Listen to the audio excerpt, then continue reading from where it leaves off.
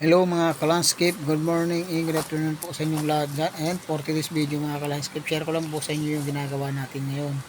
Ayan mga kalandscape, bali binabalatan po natin yung sanga ng rambutan. Bali babalatan lang po natin ng isang pulgada yung haba. Tapos kailangan po mga kalandscape maganda yung pagkahiwa natin paikot para hindi basag-basag yung yung pag-uugatan niya. Ayan, ganyan lang po mga kalandscape magbalat ng rambutan o magpaugat ng rambutan. Ganyan lang po mga kalandscape, babalatan lang po natin ng isang pulgada yung haba. After po nyan mga kalandscape, babalutan po natin ng moss o sphagnum. Sphagnum moss, yun po yung ibabalot natin kasi mas maganda po kasi ginagamit natin yun. Kasi hindi po siya naduduro kasi tinatali lang po natin sa katawan. Okay.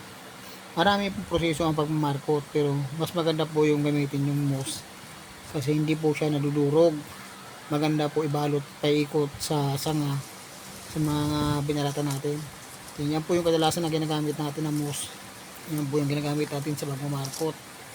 Ayan, sige po mga kalandscape kasi nagbabalat na tayo. Ngayon po mga kalandscape, bali ang gagamitin lang po natin sa pagbabalot ay sphagnum moss, saka plastic na hinati-hati natin na isang pulgada lang po yung haba. Yan na po mga kalandscape, babalutan na po natin. Bali ang ginamit lang po natin dyan mga kalandscape, straw, tapos sphagnum moss, tapos yung plastic na pambalot natin. Ayan, ganyan lang po yung ginawa natin mga kalandscape.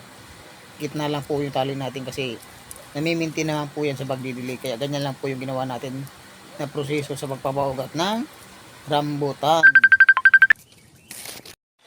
Ayan na po mga kalandscape, tapos na po tayo magmarkot o magbalot. Bali ang namarkot po natin dyan ay 12 piraso kasi hindi po natin abot yung sa taas. Bali gagamitan po natin ang danan yan kasi babalik pa po tayo.